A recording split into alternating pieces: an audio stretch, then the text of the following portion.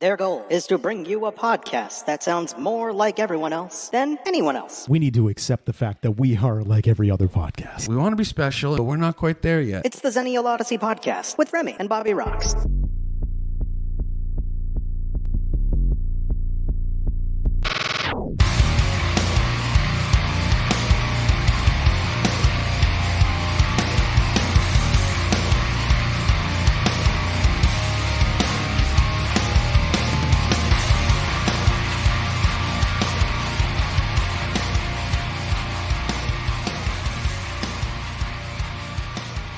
So what are we going to talk about today? Jeffrey Dahmer. Ooh, what about Dahmer are we going to talk about? Well, we like to be topical, and there is a new, really compelling Jeffrey Dahmer Netflix show popped this week, and it sort of got the discussion of that weird dude back into the lexicon. People are just kind of discussing it again, and I think that our generations, specifically, we didn't understand the ramifications of the crime when they happened. We're like, oh, this dude ate people and blah, blah, blah, blah. But it was a really interesting structural thing where, like, he was killing poor, homosexual, mixed race people and African Americans, et cetera, et cetera.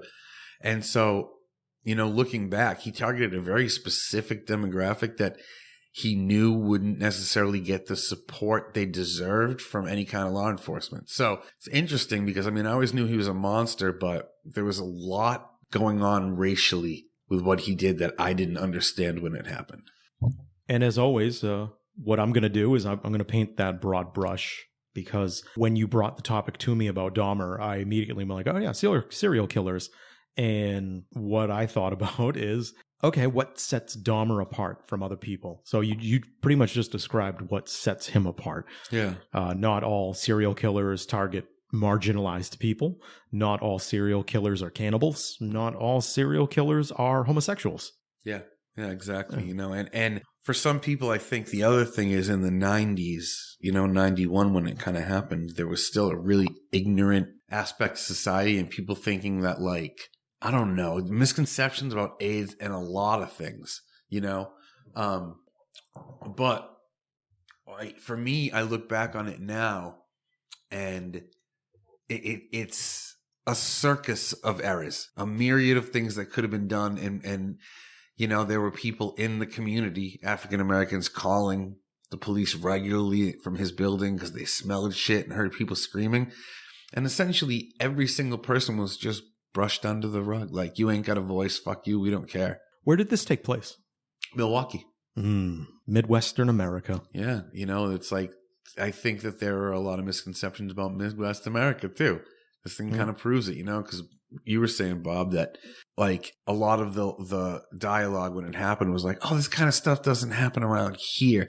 Yo, we need to drop that as a dialogue, period. Stuff happens everywhere. Shut the fuck up. Mm-hmm. It's incredibly frustrating when people try to act like their space is sacred comparatively. Like, that's them. That's not us. Yeah.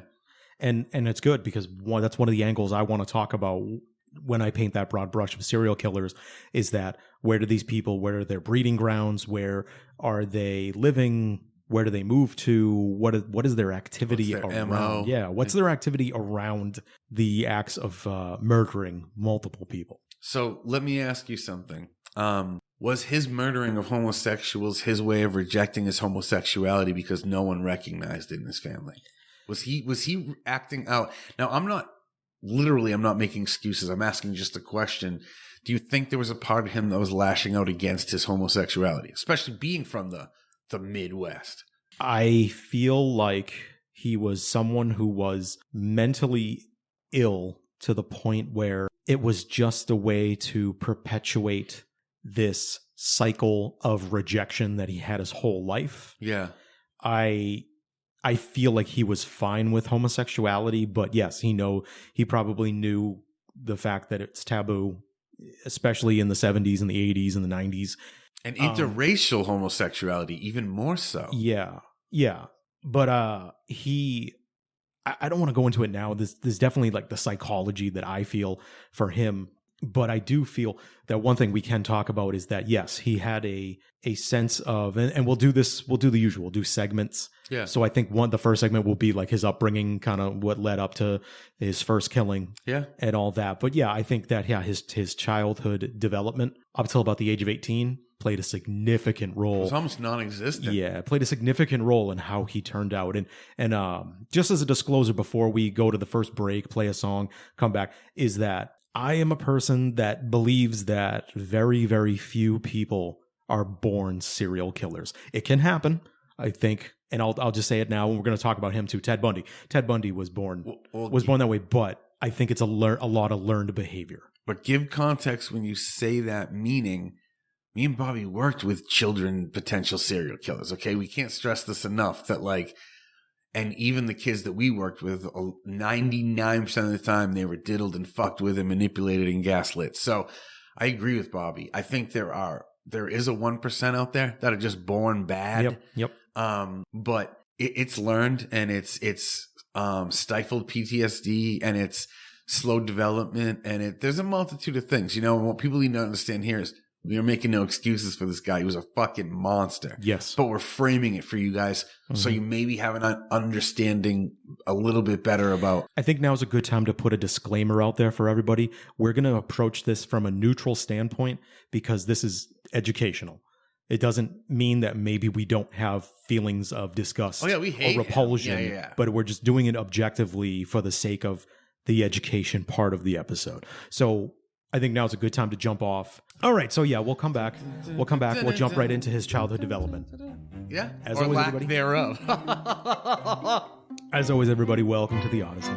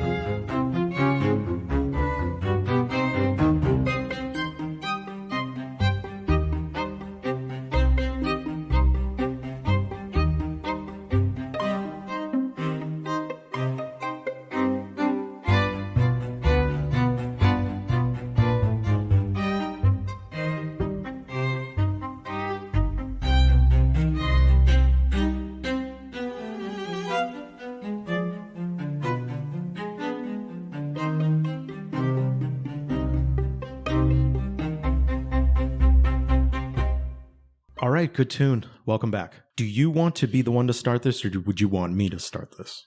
No, you can feel free to jump in on it, Bob. We can pass off different moments of his life. You know, why don't you do his upbringing and I'll do his first kill? Okay, hey, that's perfectly fine. So, off the air, Rem, you brought up how you feel like you asked the question, was he autistic? And let me just fluff that a little with guys. I'm not saying that his behavior is an autistic trait. Yes. Yeah. Don't link the two, but if you watch his social awkwardness, his almost quiet passivity, his lack of emotion ever. I mean, watch any of the footage of him talking. So don't think that, I don't want the world to think that I'm like, oh, he's fucked up. No, I meant from a social standpoint. I wonder if he was never properly diagnosed. Yeah, sorry to cut you off. No, that's perfectly fine because you provided context to where I was going. What I want to I want to backtrack to his development. Like he was born to like his mom and his father. His mom was like 18 when they got married, right out of high school. His father was always on the road. Again, this was in the 1960s, where the whole that was common. The patriarchy, the man works, the mom is the home caretaker. And I know at some point she was diagnosed with postpartum depression after his brother. She likely had it with him. She likely had other.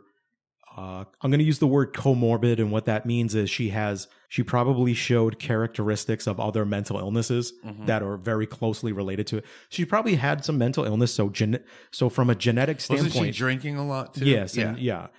So from a genetic standpoint, she is mentally ill. She probably passed that along to Jeffrey, and on top of that, she clearly wasn't a great caregiver for him in his formative years. So he definitely strikes to me that there was no attachment at that critical time. From birth to 3 to 4 years, that's no bonding, critical bonding and attachment. And I want to make something very clear, because I know in the 1960s and 70s that there were a lot of quote unquote experts out there that said kids ended up autistic because their mothers didn't bond with him. I'm not saying that. I'm saying that she wasn't available, period. I mean, for herself. Because she wasn't available for herself. She wasn't available to take care of herself. She made multiple suicide attempts. Yeah, didn't he discover her body? Yes, he discovered her once after his younger brother was born. He was 6 years older than his brother. His brother was a newborn. His father's always on the road.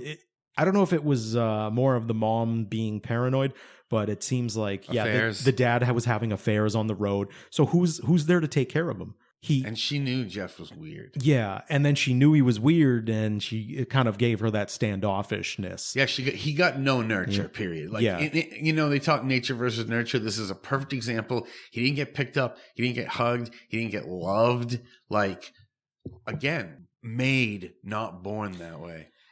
And so when he starts to go to school and be around other people, he doesn't have that foundation of even social skills. He was socially devoid because there was a lack of that. And you see it play out.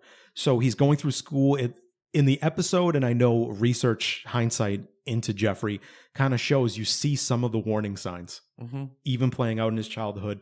And then I really feel it is in the episode, but I feel like, was his father were they just dissecting things, or were they doing like taxidermy?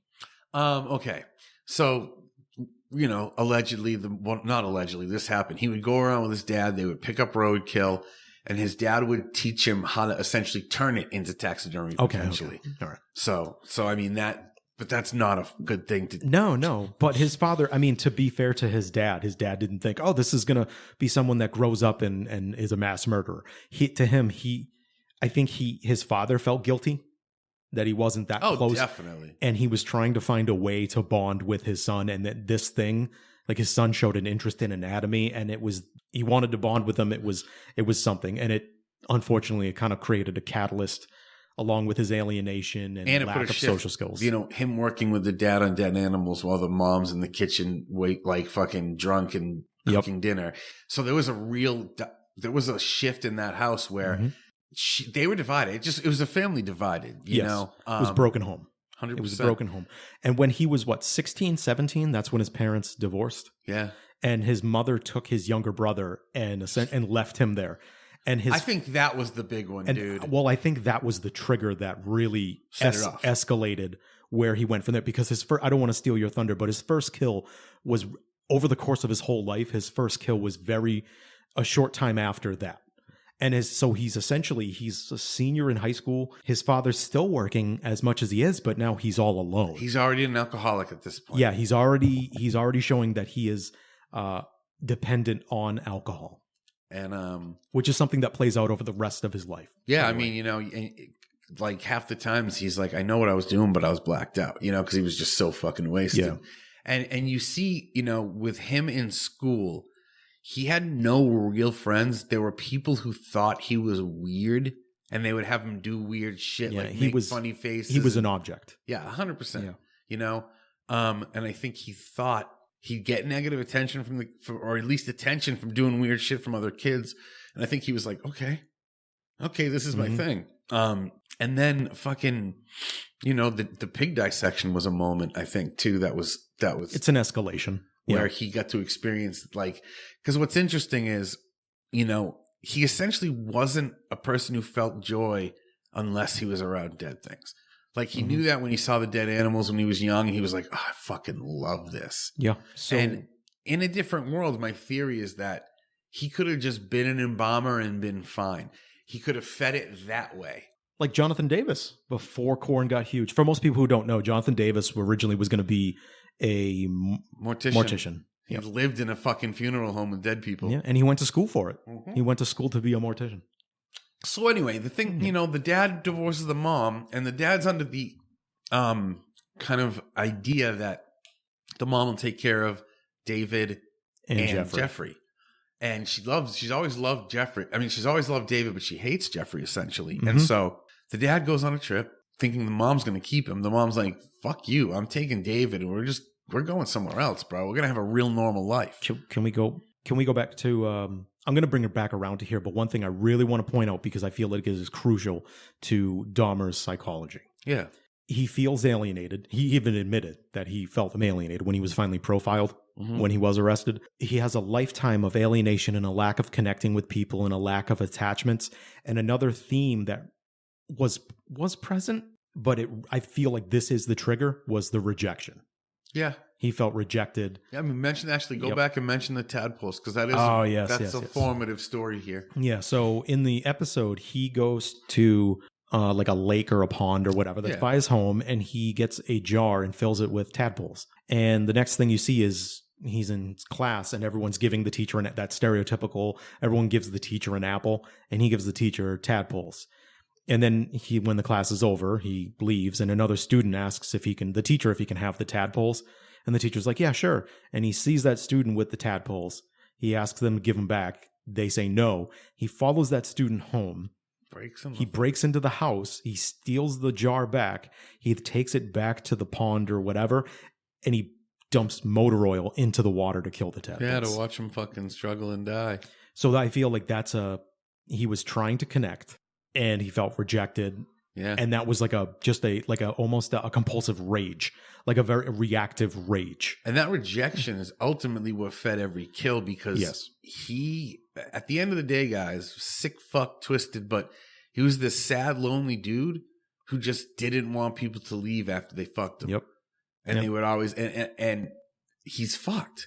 But he wasn't even trying necessarily initially. Well, we're getting ahead of it. We're getting ahead of it. But you're right. It was a rejection. It was a rejection from parents and authority. It was a rejection from women, and shit, man, that's how you make a monster. Yep. And also him struggling with his own sexuality, especially as he gets to the age of 16, 17, 18, that kind of plays out. So think about this perfect storm of stuff. He's struggling with sexuality in Midwestern America and Wisconsin or Ohio.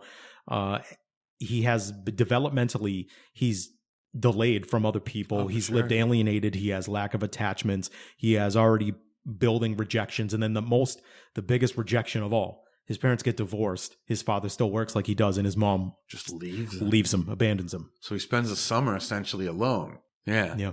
And that was also what led to his first kill. Yeah. So instead of music between these segments, why don't we just jump off here and you can take over for his first kill? Word. So, feelings, right? He always had feelings. He didn't know. I don't think he understood his feelings. We obviously don't understand his feelings.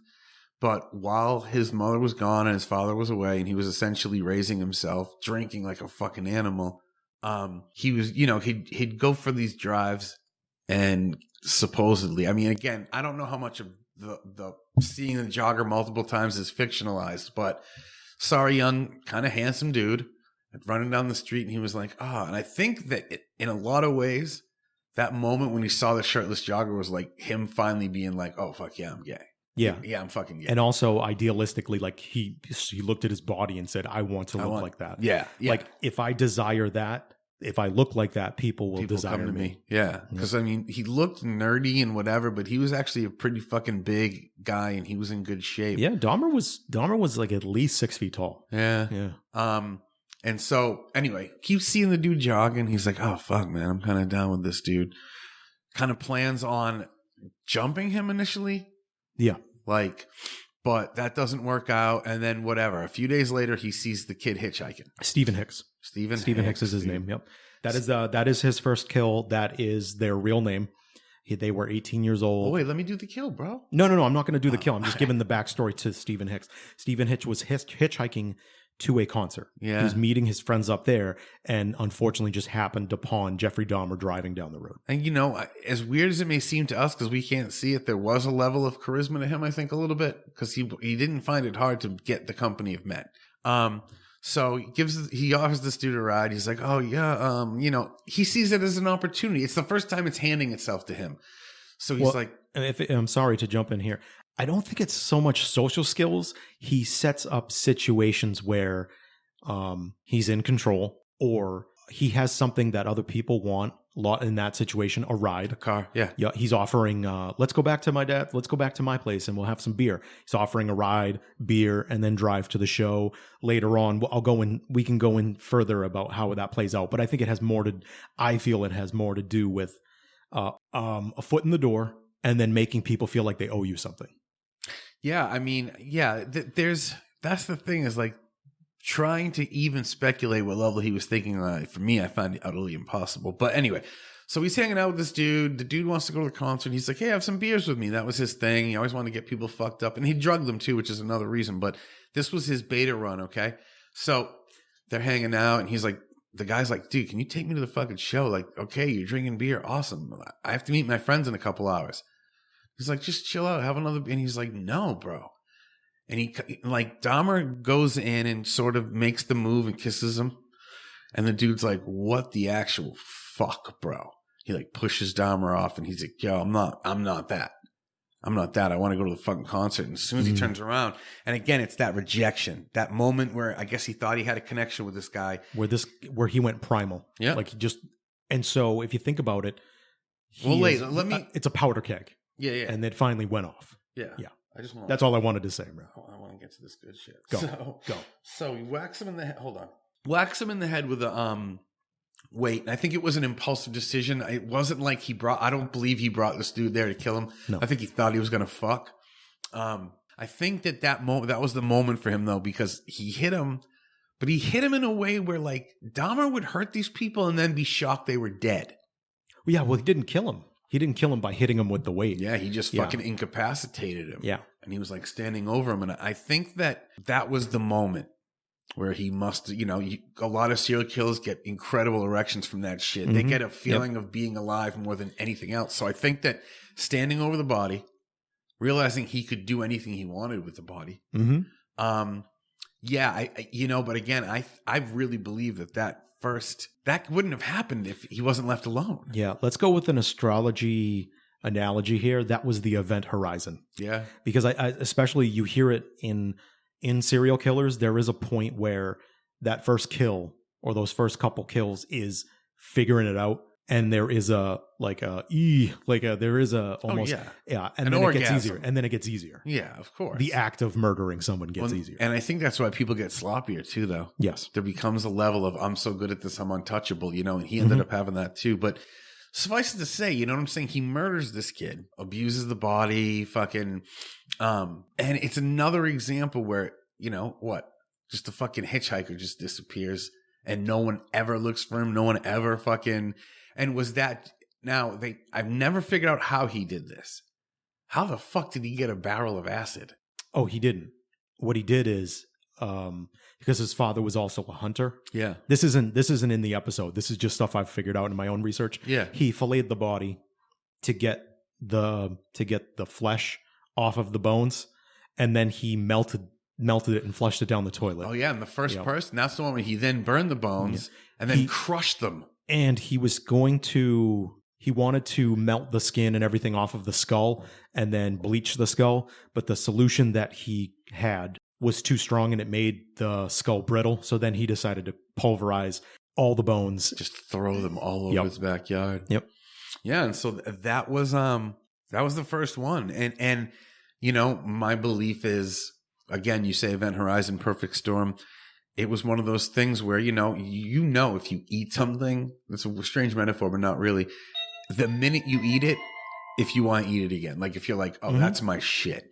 And unfortunately, he felt the power. He felt like he had control back. Then he fucking, unfortunately, he was he was sadistic and insane. So he'd be able to perform things on the body. That's, and I think that was, it's like, because he did things like kept heads to kiss in the mouth. But like you said, man, framing it all, the youth and everything coming up to this point. And his dad was a perfect example of like golden age boomer where he knew shit was fucked up, but every time shit was fucked up, he was too scared to ask him. Mm-hmm. Did so Rem is at the end of the Dahmer show. I'm on episode 4. Did they talk about when he went to college and when he went in the military? Very briefly. Very briefly. But they do. I think it's important. It's a shame that they minimally do it because he went years without killing again. Yeah. At one point, and I bring that up because his father paid for him to go to Ohio State University, and his alcoholism got in the way. And he bringing beers to class. Yeah, and he flunked out. He actually had his GPA. He was there one semester. His GPA was 0.45. Hey, man. That's impressive. The only class he didn't fail, oddly enough, was one that had to deal with anatomy. Well, that's shocking. That was his shit. Shocking, yeah. I know. And then after that, his father encouraged him to go into the military. Not encouraged. He said, "You're a fuck up. You're going into the military." And he did. And then he got they discharged him because of his alcoholism. Well, they imply in the show that he was discharged for something far more serious than that. Well, I mean, they can imply it all they want, but I mean, as far as records go, yeah, his drinking, like his drinking got to the point where he couldn't complete his duties. He didn't show up.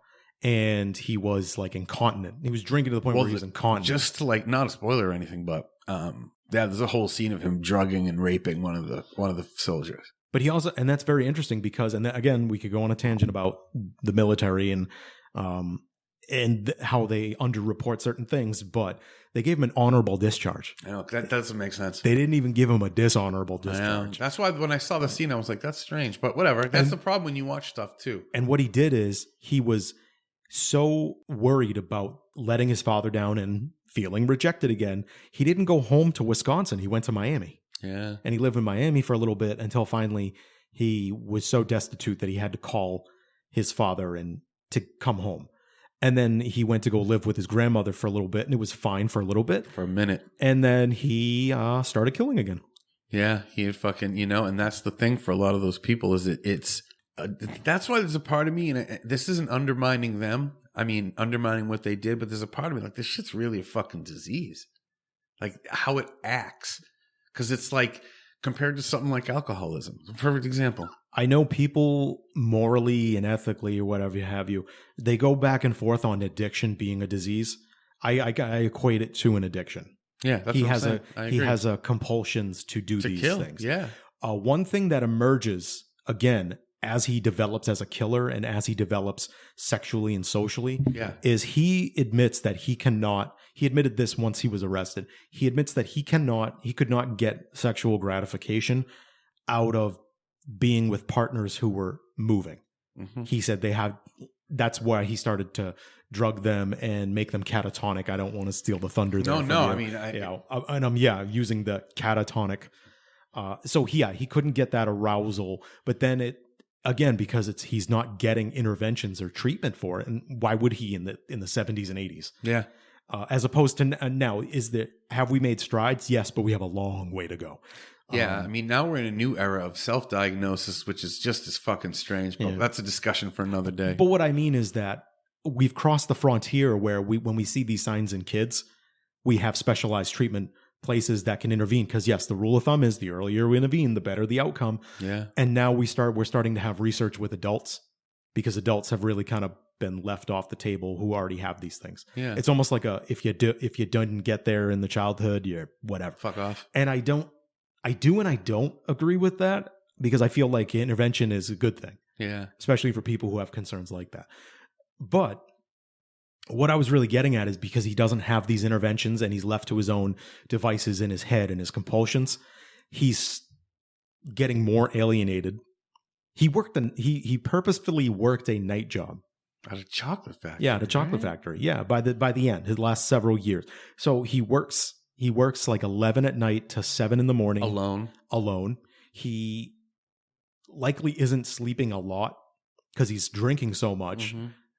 So he uses his time to. I always, I know it's cliche, but yeah, idle time is Devil's work. Yeah, it's the devil. Yep, the devil's work. Yep. And so he's left to his own devices. He's isolated. He's left to his own thoughts and compulsions, and he's attempting to fine tune what he's doing. He was working on an altar. Yeah, an altar for the skulls. And remember, like he had initially had a satanic altar at his grandmother's too. That his father was like, "What the fuck is this?" Little things like that. Like, I love horror, but like he was obsessed. He'd watch Exorcist 3 like 5 times a day, every day. And I do also think that with people like him, there is a God complex in them, and they feel like. In other words, he watches scenes in The Exorcist 3 where this priest gets possessed by the devil and is shunning God and talking shit, and that to him is everything. Like, he makes people who come over before he kills them watch the fucking movie. I also feel this is something we talked about on the way up here. I also feel like one thing that sets him apart from other serial killers was that he experienced shame and guilt. After he would kill. And for people who don't understand that is something that some people, you don't have to be a serial killer. If you have like sexual compulsions, or you have if you don't even have compulsions that are sexual in nature, you have an addiction. For example, a lot of people just, again, they activate the same areas of our brain. They release the same chemicals, dopamine. Dopamine. That's it. Yeah. And what I'm really getting at here is that there's a lot of people across different kind of things that we look down on in our society. I'm not going to sugarcoat it. Whether it's a serial killer, whether it's a sex addict, whether it's a gambling addict, whether it's anything like that, anything that's outside of quote unquote the norm. I mean, people experience guilt and shame with that, and I feel like he was no different. That is not something that all serial killers feel. Yeah, I mean, even with the first kill, supposedly when he hit him with the weight, he kind of freaked out that he was as hurt as he was. Yep. I mean, bro, it's a head injury, but and that's kind of a recurring theme a couple times where he's like, "Oh fuck, you're not alive anymore." And so as he progressed, he started to work on preserving not the entire bodies. He would preserve certain parts of the body, organs, genitals. Yeah, preserving genitals. We didn't the 14-year-old. Yeah, I know. It's really, I mean, that's its own little, I mean, do you want he had went to jail for doing lewd acts or whatever with his brother years before that, and he was a registered sex offender because of it. And he sees and the kid goes with him to make $50 for photos. Yep.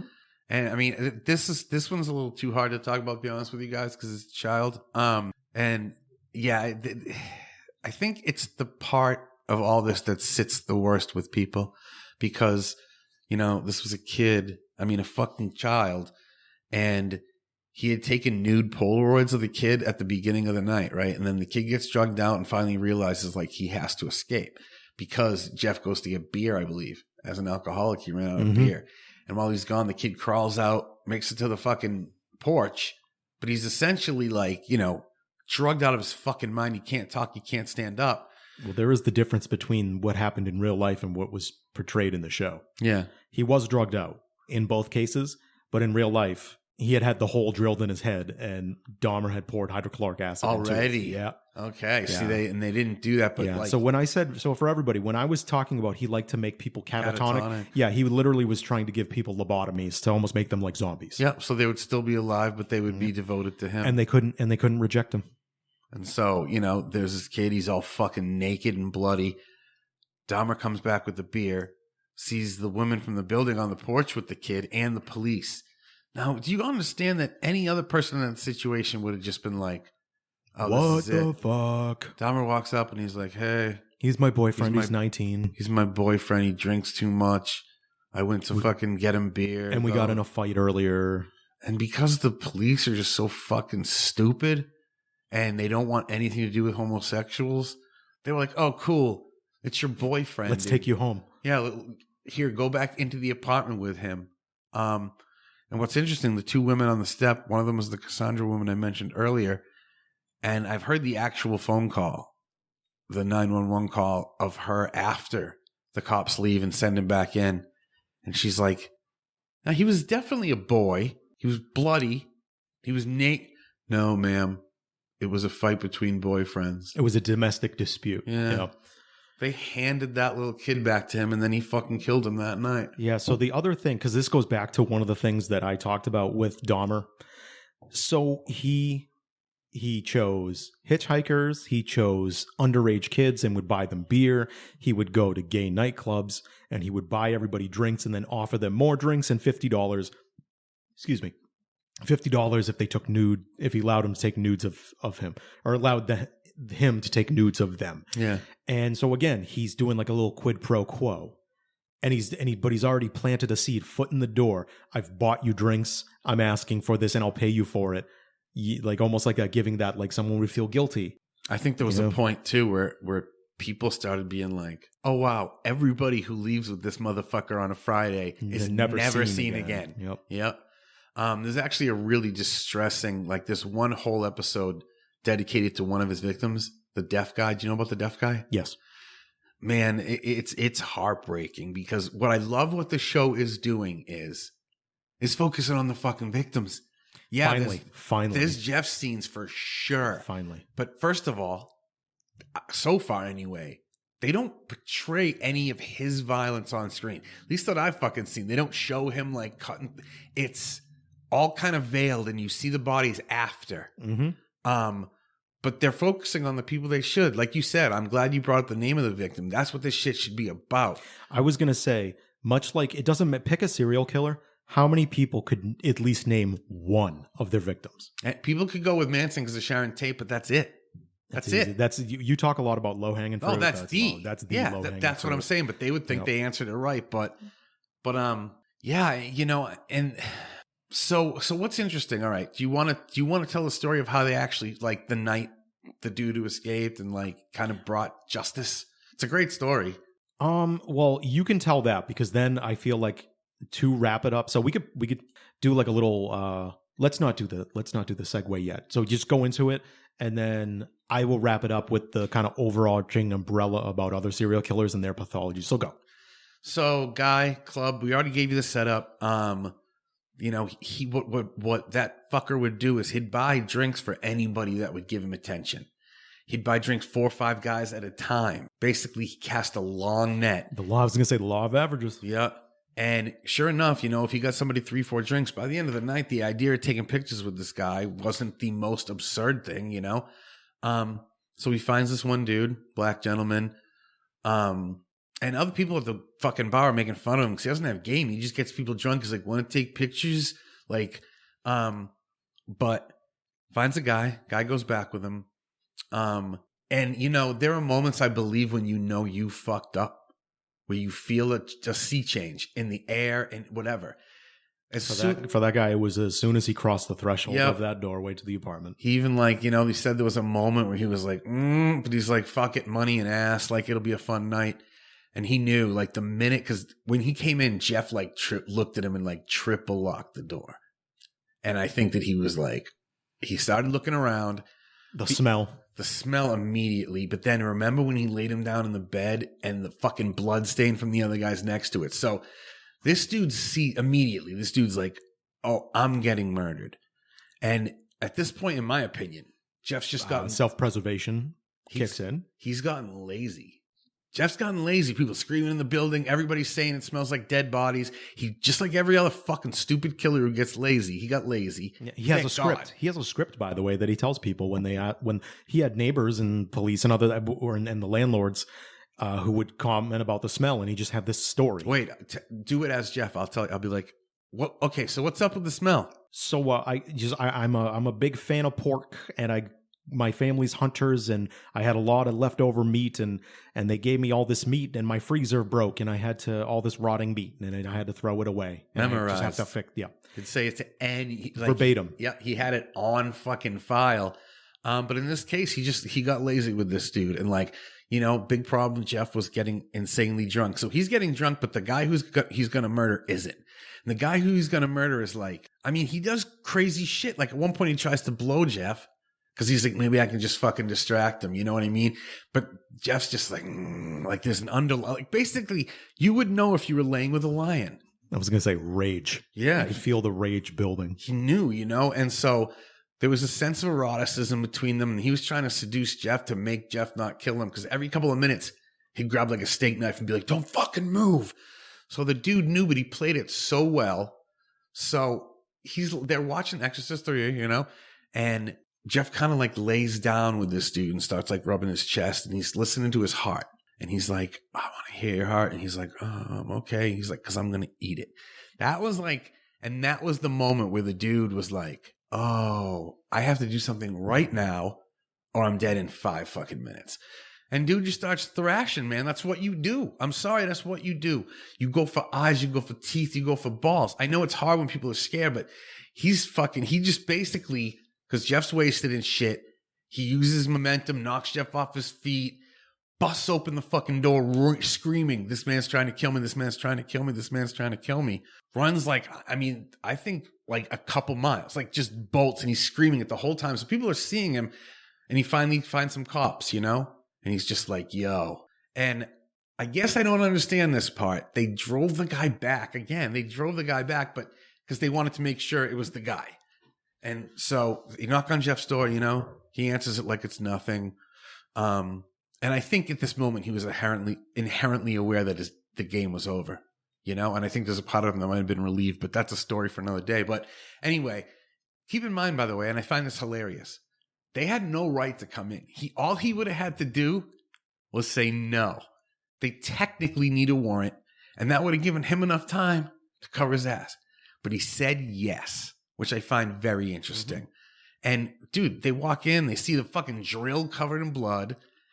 The whole apartment just... But he doesn't get arrested until they find the Polaroids. Yeah. And then like, even when the cop sees the bloody mattress, dude, he goes in the room and he's like... And so we're clear, he did take nude photographs of them, but he also took photographs as he was like dismembering the bodies. Yeah. He decapitating them and posing the bodies in erotic positions. Jeffrey Epstein had a gold statue made of the black guy who had no head, who he shaped into a table. Do you know what I'm talking about? Oh, that's good. That's disgusting. He had a gold-plated version of it in his apartment.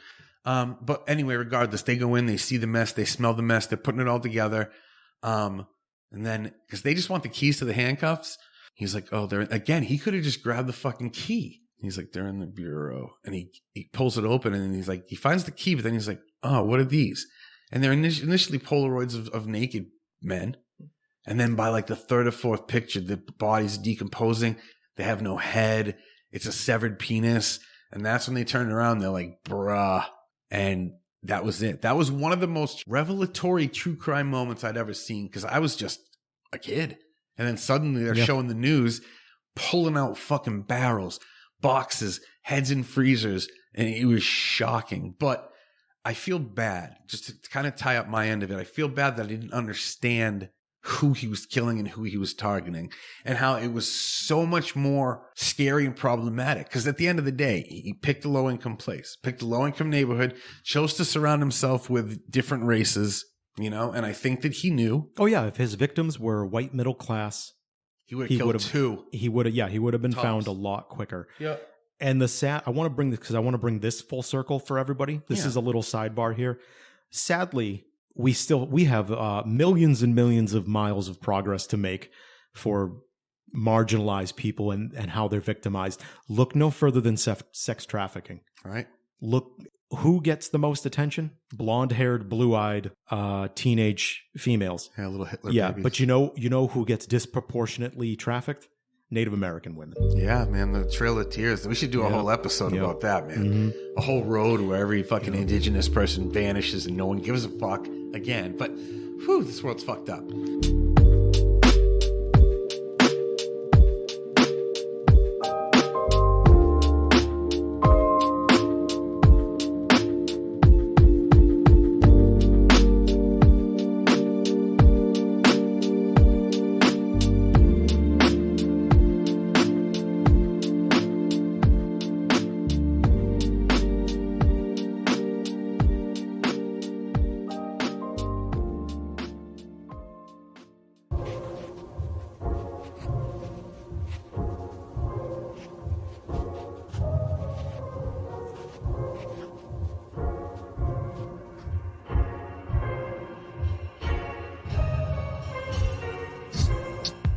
On the next episode of the Zennial Odyssey podcast, Remy and Bobby Rouse discuss... For most people, they don't realize that he was very candid when he was arrested.